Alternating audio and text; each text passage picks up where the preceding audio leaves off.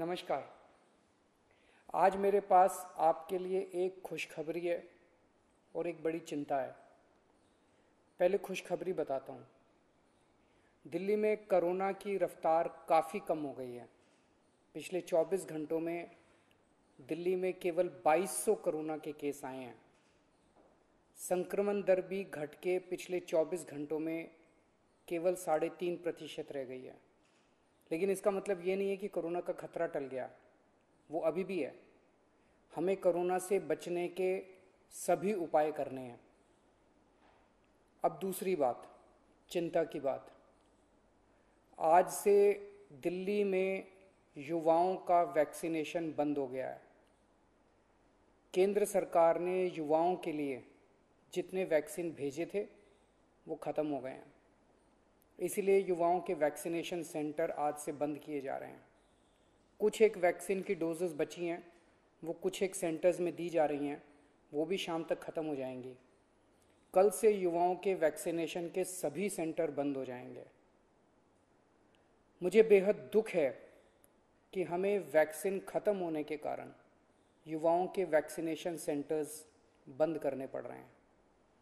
हमने केंद्र सरकार को भी लिख के बताया है। केंद्र से हमने और वैक्सीन मांगी है। जैसे ही हमें और वैक्सीन मिलेगी हम फिर से ये सेंटर शुरू कर देंगे।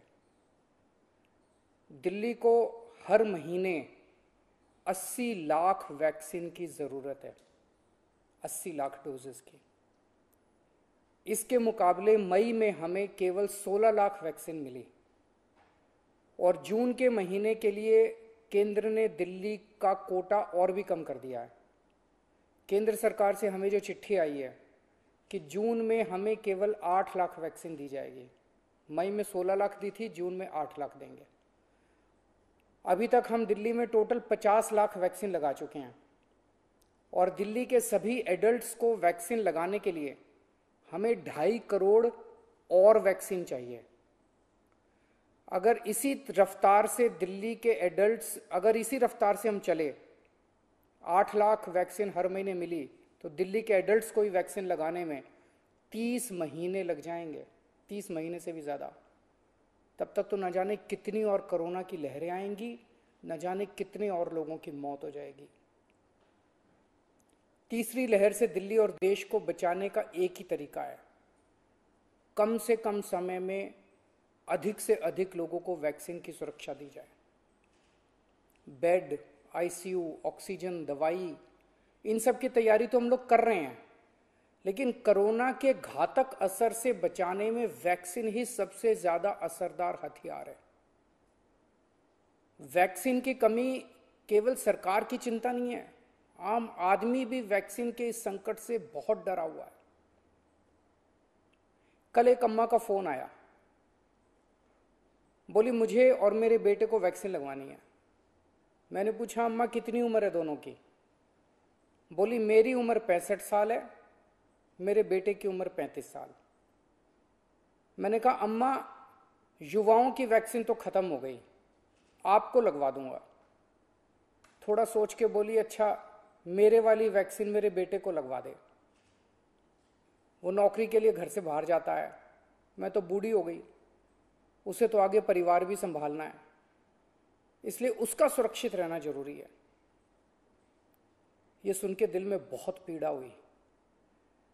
आज वैक्सीन की कमी की वजह से देश में बेहद मुश्किल हालात पैदा हो गए।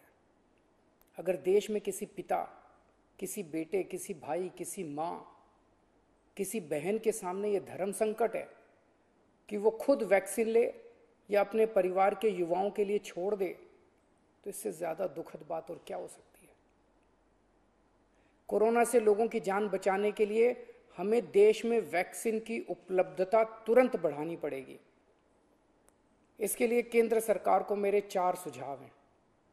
पहला, भारतीय बायोटेक कंपनी जो कोवैक्सीन बनाती है, वो अपनी वैक्सीन का फॉर्मूला दूसरी कंपनियों को देने को तैयार हो गई है। देश में वैक्सीन बनाने वाली ढेरों कंपनियां हैं।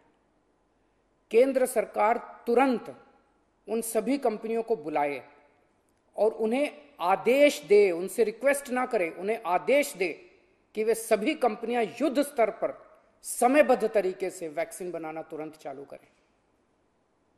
मैं पूरी विनम्रता से कहना चाहता हूं कि इन सभी कंपनियों को अगले 24 घंटे में बुलाकर ये आदेश दिए जाएं। मेरी बात को अन्यथा ना लिया जाए। इस वक्त एक एक दिन कीमती है, इसलिए मैं ये बात कह रहा हूं। दूसरा सुझाव, सभी विदेशी वैक्सीन, जितनी विदेशी वैक्सीन है उनको भारत में इस्तेमाल करने की तुरंत इजाजत दी जाए। ये भी 24 घंटे में होना चाहिए, इसमें भी बिल्कुल देरी ना की जाए। और विदेशी वैक्सीन के जितने निर्माता हैं उनसे भारत सरकार बात करे। अभी भारत सरकार ने राज्यों पे छोड़ दिया कि स्टेट्स बात करें, हर राज्य अपने अपने स्तर पे विदेशी कंपनी वालों से बात करे। ये कोई अच्छा लगता है? भारत के 36 राज्य और यूनियन टेरिटरी हर कंपनी के सामने जाके आपस में लड़ रहे हैं। महाराष्ट्र हरियाणा से लड़ रहा है, हरियाणा दिल्ली से लड़ रहा है, आपस में लड़ रहे हैं सारे इन कंपनियों के सामने। इससे विदेशों में भारत की क्या छवि बन रही है? भारत सरकार उनसे खरीदेगी तो ये कंपनियां भारत सरकार को बहुत ज्यादा गंभीरता से लेंगी, और फिर भारत सरकार तो सीधे इन कंपनियों के देशों की सरकारों से बात कर सकती है ना। और भारत सरकार जब इन कंपनियों से बात करेगी तो भारत सरकार तो कई 100 करोड़ की वैक्सीन खरीदने की बात करेगी, तो जाहिर है ये कंपनियां भारत सरकार से कहीं ज्यादा अच्छे से बात करेंगी। तो भारत सरकार को इनसे वैक्सीन खरीद के राज्यों में बांट देनी चाहिए। तीसरा सुझाव, कुछ देश ऐसे हैं, पढ़ने में आ रहा है मीडिया में, कि जिन्होंने जरूरत से ज्यादा वैक्सीन जमा कर रखी है। उनकी जनसंख्या जितनी है उसके हिसाब से उनको जितनी वैक्सीन चाहिए उससे कहीं ज्यादा वैक्सीन वो स्टोर करके बैठे हैं। उनसे भारत सरकार को वैक्सीन लेने के लिए गुजारिश करनी चाहिए, प्रार्थना करनी चाहिए। और चौथा सुझाव, ये जितने विदेशी कंपनियां वैक्सीन उत्पादक हैं उन्हें भारत में वैक्सीन उत्पादन करने की भी तुरंत अनुमति दी जाए।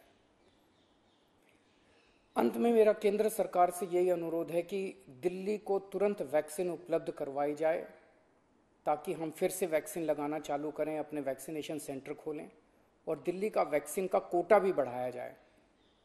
कोरोना की इस लहर में सबसे ज़्यादा युवा जिंदगियों का नुकसान हुआ है, युवाओं की मौत हुई है, और दिल्ली में इस वक्त युवाओं के कोटे की वैक्सीन खत्म हो गई है। नमस्कार। बातमी मागची बातमी म्हणजे